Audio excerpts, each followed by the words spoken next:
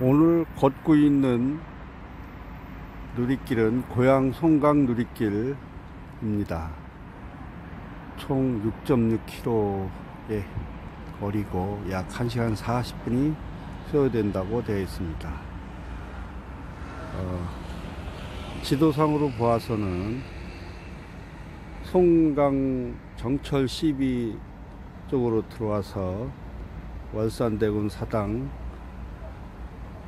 그리고 해마동물원 주주, 그리고 필리핀 참전비 등이 오늘의 코스가 되겠습니다.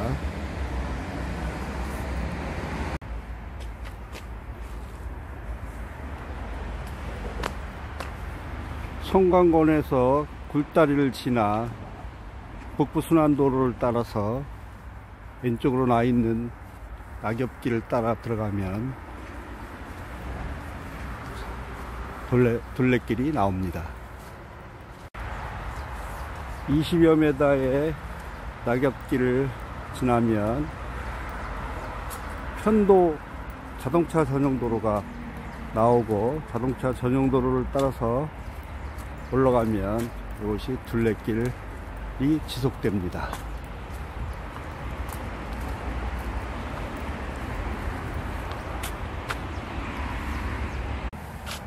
떨어진 은행도 주워가는 사람이 없어서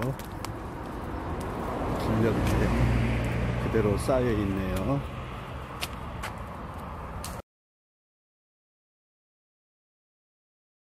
길을 따라서 계속 가면 낙타고개가 있고요. 오른쪽에는 송강 12가 있고, 좌측에 플랜카드 막 뒤쪽으로 노란 건물이 송강 문학관입니다.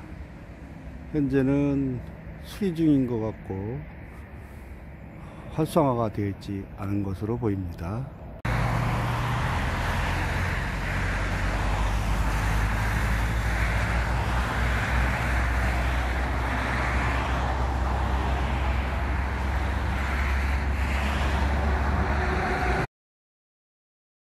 이곳은 월산대군 사당 입구입니다. 통행인을 통제하기 위해서 차단봉을 설치했는데, 옆길로 살짝 들어가서 보고 나오겠습니다.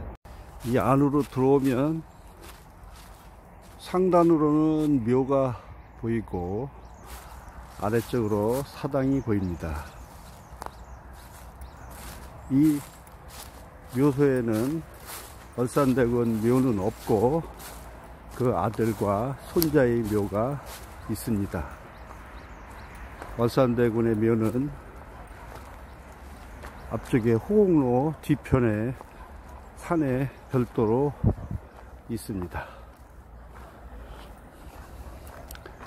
사당을 한번 가보겠습니다.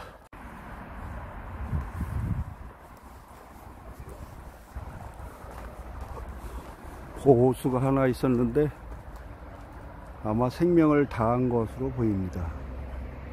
이것이 월산대군 사당입니다.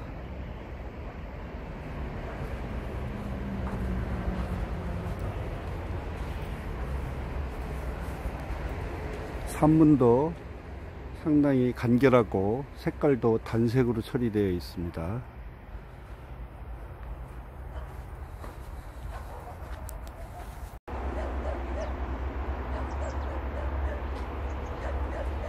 월산대군은 조선조 성종대왕의 형이지요. 형으로서 임금의 지위를 받지 못해 평생 대군으로 살다가 말년에 이곳에 노후 생활을 했다고 전해집니다.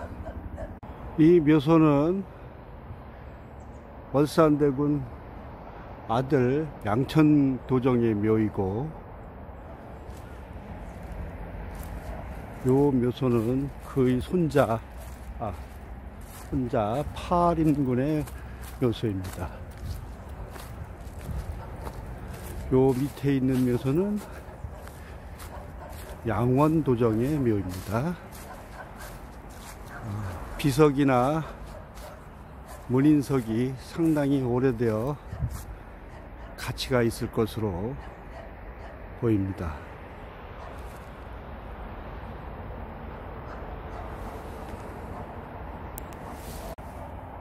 묘소의 특징은 대리석으로 했는데 뒤쪽으로 흙이 흘러내리는 형태로 되어 있습니다. 아마 공분이 높아서 뒤쪽으로 흘러내린 느낌도 납니다. 또 하나 특이점은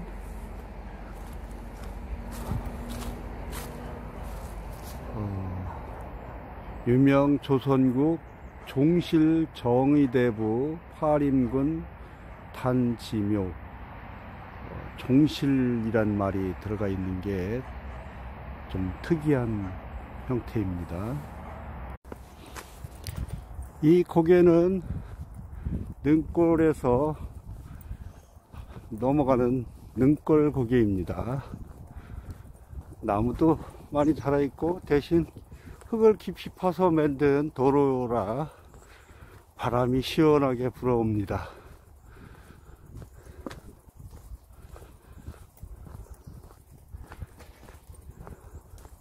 이곳에는 월산대군 후손들이 많이 산다 합니다.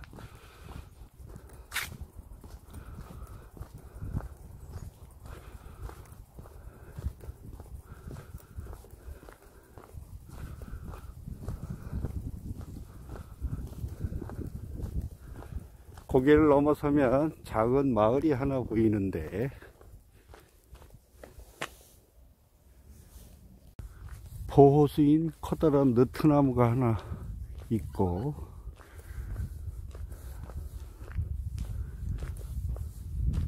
이 물구리 동네는 물이 많아서 물구리라고 지었다 합니다. 이 상당사는 태조의 딸 경신공주의 부마 이예의 사당입니다.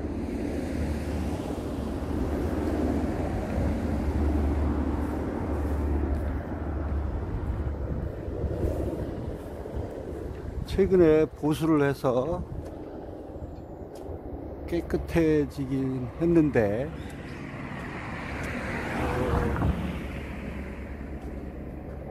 옛스러움과 고전의 멋이 많이 사라졌네요. 기존에 쓰던 기와장은 담으로 사용하고 있네요. 기와도 새 거고 건물 전체가 새 단장을 했습니다. 옛날에 접혀있던 옛 고기와는 담장에 지붕이나 또는 뒤쪽으로 이렇게 쌓아서 버렸네요. 좀 안타깝습니다. 이곳 관산동 앞으로 흐르는 이 하천이 공릉천이 되겠습니다. 북한산에서 발원하여 일산을 거쳐서 한강으로 유입되는 하천입니다. 계속해서 주주동물원을 향해서 가보도록 하겠습니다. 하천을 따라서 계속 내려가면 나옵니다.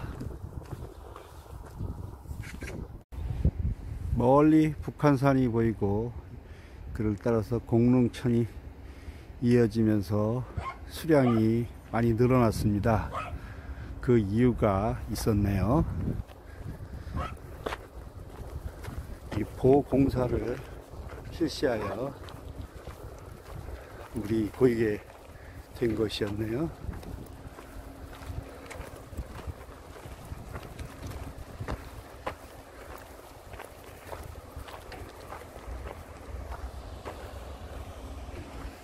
이 뚝방길을 따라서 계속 내려가면 주주동물원이 나옵니다.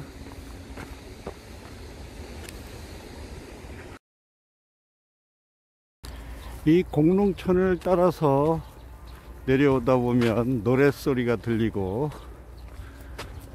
좌측으로 놀이공원이 보입니다. 이곳이 주주동물원입니다.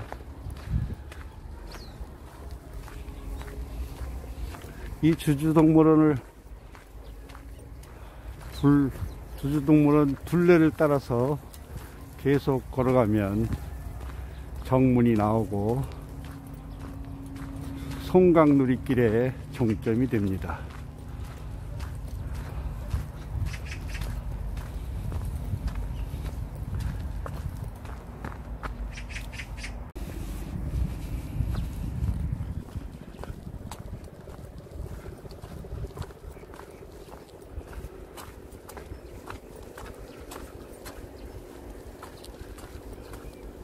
주주동물원을 끼고 왼쪽으로 계속 방향을 틀어서 가고 있습니다.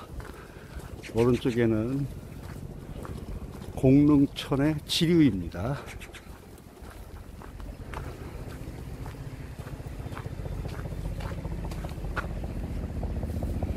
이게 주주동물원 정문입니다.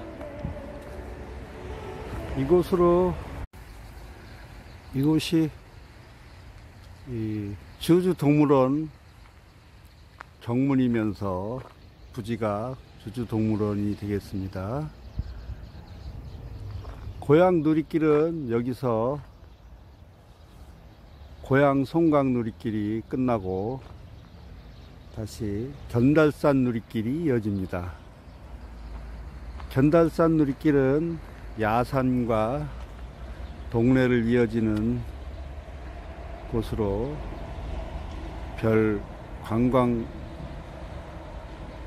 테마가 없어 고려 공양왕릉까지만 추가로 가보도록 하겠습니다. 공양왕릉은 여기 지천을 건너지 말고 뚝방길을 따라서 계속 직진하다가 나오게 됩니다.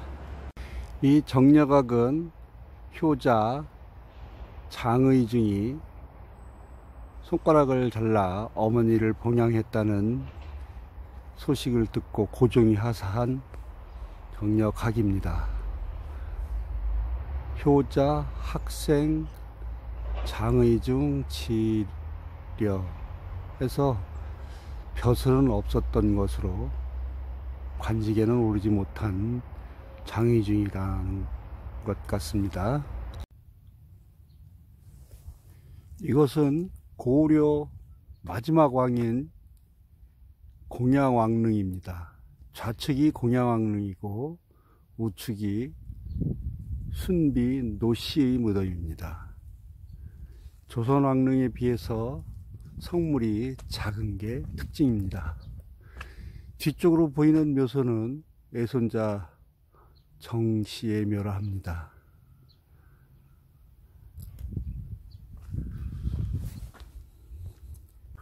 공양왕은 고려의 마지막 왕으로 이곳 견달산으로 도망쳐서 왕이 되기 싫다고 외쳤는데도 불구하고 군사들에 잡혀 회성으로 끌려가 왕이 되었습니다. 4년 동안 왕을 유지하다가 신진사대부에서 숙청되었다 합니다.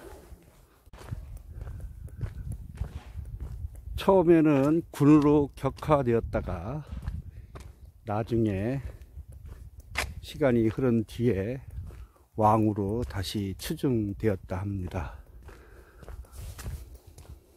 왕위를 넘겨준 공양왕은 밤에 개성을 탈출하여 남쪽으로 계속 달리다가 깜깜한 밤이 되어 불빛이 있는 문을 두드리니 한 스님이 나와서 왕이 행색을 살피더니 눈물을 주르르 흘렸다. 어찌하여 천하의 주인이 집도 없이 떠드는 신세가 되셨는지요. 하지만 임금은 숨겨주었다가는 자칫 화를 입을 수 있어 스님은 공양왕에게 저희저런 위험하니 동쪽으로 10리 정도 떨어진 한 누각에 가 계시면 저희들이 매일 수라를 갖다 드리겠습니다. 공양왕은 그 누각으로 가 절에서 날라다던 음식으로 연명하였다. 이리해서 식사리라는 명칭이 유래되었고 지금은 식사동이 되었습니다. 어느 날 공양왕이 보이지 않아 평소 그 왕이 기여하던 청삽살개가 연못에 대고 자꾸 짖음으로 사람들이 그것을 이상히 여겨 물을 파내어 보니 옥새를 품은 왕이 왕비와 함께 죽어 있었습니다. 비통에 잠긴 친족들은 연못 뒤에 조그만 봉분을 만들어 왕의 시신을 안장하였습니다. 그 후 이곳을 왕릉골이라고 불리게 되었고 개 모양의 석상이 있습니다.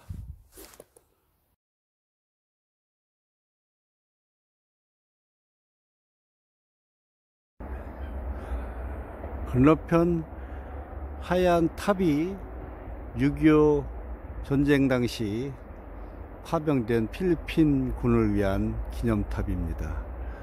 그 앞으로 큰 도로가 서울역에서 문산까지 이어지는 통일로가 되겠습니다.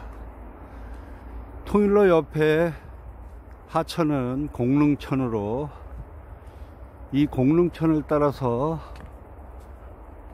오른쪽에 메다스퀘어 나무가 울창하게 자라 있습니다. 지금은 전지를 해서 좀 정리가 된 상태고요. 여름이 되면 지나가는 나그네와 자전거 통행인들을 위해서 그늘을 제공하고 멀리서 경치를 좋게 해주는 메다스퀘어 나무입니다.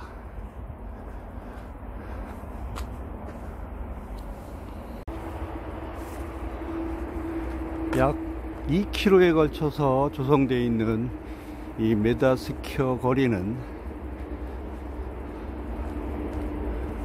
이젠 많이 자랐습니다. 너무 커서 농작물에 피해를 주기 때문에 위에도 자르고 옆에도 자르고 유지하고 있는 상태입니다.